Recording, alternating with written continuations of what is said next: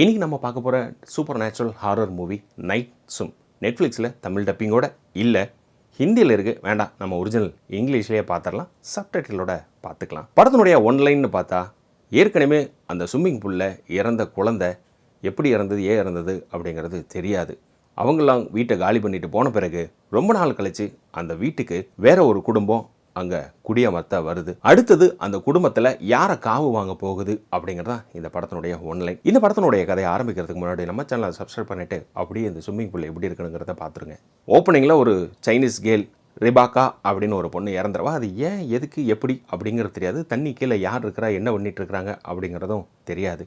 இந்த புதுசாக வந்த குடும்பம், அப்பா பேஸ்பால் பிளேயரு. ஒரு கட்டத்தில் அவர் ஒரு ஆக்சிடென்ட் மாதிரி ஆகிட்டு காலை தாங்கி நடப்பார். அவருடைய ட்ரீட்மெண்ட் அப்படிங்கிறது நல்லா ஸ்விம்மிங் பண்ணும், அப்போ தான் கை காலுக்கெல்லாம் நரம்புகளுக்கெல்லாம் நல்லாயிருக்கும். அப்படிங்கிறப்ப இந்த லாங் வே இருக்கக்கூடிய அந்த ஸ்விம்மிங் பூலில் தேர்ந்தெடுத்து இந்த வீட்டிலேயே ஒரு நீச்சல் அடிக்க ஆரம்பிக்கிறார். ஒரு கட்டத்தில் ஒரு சிறப்பாகவே நல்லாவே நடக்கிறாரு, நல்லாவே விளையாடுறாரு. இவங்களுக்கு ஒரு பையன் ஒன்று, பொண்ணு ஒன்று.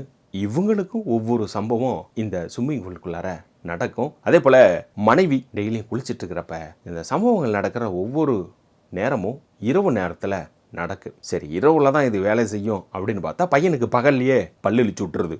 ஐயோயோ அப்படிங்கிற மாதிரி என்ன நடக்குனுங்கிறது தெரியாது. உள்ளுக்குள்ளார ஏதோ ஒன்று இருக்குது. அது பேயா இல்லை வேற ஏதாவதா அப்படிங்கிறது ஒரு இன்ட்ரெஸ்டிங்கை க்ரியேட் பண்ணிக்கிட்டே வந்துட்டுருக்கோம். ஒரு கட்டத்தில் நமக்கு ஓ இதுதானா அப்படிங்கிறப்ப, என்னப்பா நீங்களும் அதே மாதிரி பண்ணிட்டீங்க அப்படிங்கிற மாதிரி தான் தோணும்.